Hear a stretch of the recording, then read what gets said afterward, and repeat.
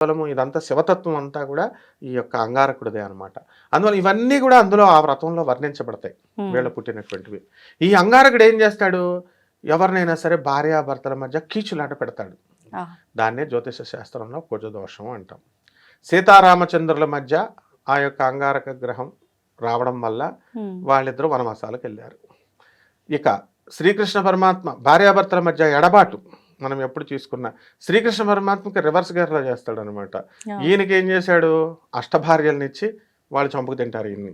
ఆ తర్వాత నెక్స్ట్ శివుడు సాక్షాత్తు శివుడే సతీదేవి మరణించిన తర్వాత వైరాగ్యమూర్తి అయి మొత్తం విశ్వం అంతా తిరుగుతాడు.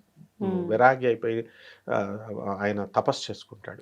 కాదండి, ఇప్పుడు వీళ్ళంతా కూడా సాక్షాత్తు విష్ణుమూర్తి అవతారాలు కదా, ఒక్కొక్కరు కూడా రాముడు కానీ కృష్ణుడు వీళ్ళంతా కూడా అంటే మానవులుగా అవతారం తీసుకున్నారు తప్ప వాళ్ళు మానవులు కాదు. ఎగ్జాక్ట్లీ. మరి అయినా కూడా వాళ్ళ ప్రభావం, గ్రహాల ప్రభావం అదంతా వాళ్ళ పైన పడుతుందా? గ్రహాల ప్రభావం ఏం పడదు.